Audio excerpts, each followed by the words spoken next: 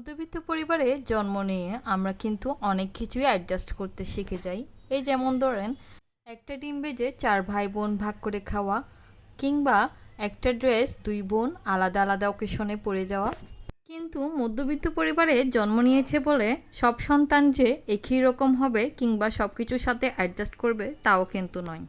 যেমন ধরেন, কোনো সন্তানকে ডিম ভেজে দিলে যেমন মহা খুশি হয়ে এক প্লেট ভাত খেয়ে নেয়, অন্যদিকে এমন একটা সন্তান থাকে যে মাছ তো দূরের কথা, প্লেটে মাংস না থাকলে ভাতই খায় না তার জেদের কারণে। সেই সন্তানকেই কিন্তু মা বাবা বেশি প্রায়োরিটি দিয়ে থাকে, আর সেই কিন্তু জীবনে সব কিছুতে ভালো থাকে।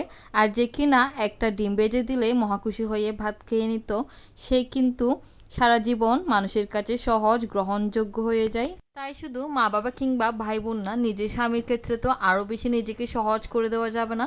স্বামীকে কখনো এটা ফিল করানো যাবে না যে আপনি তার সব কিছুতেই সন্তুষ্ট। স্বামী যদি এটা বুঝে যায় আপনি তার সব কিছুতেই সন্তুষ্ট, তাহলে সে আপনাকে টেকেন ফর গ্রান্টেড মনে করে নেবে।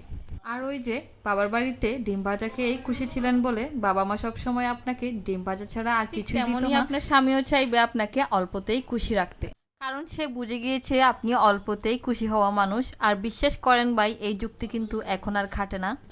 জীবনে যত অল্পতেই খুশি হবেন, জীবন আপনার থেকে তত বেশি কিছুই কেড়ে নেবে। যতই মনে করেন না কেন, আরে আমি তো অল্পতেই খুশি হওয়া মানুষ, এটা হয়তো আমার ক্যারেক্টার সার্টিফিকেট বহন করে, কিন্তু এসব কিছুই না ভাই।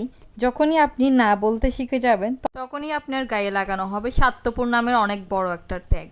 আর স্বার্থপর না হয়েও যখন স্বার্থপর কথাটি শুনতে হয়, তখন আমি স্বার্থপর হয়ে স্বার্থপর কথাটা শুনতেই বেশি স্বাচ্ছন্দ্য বোধ করব।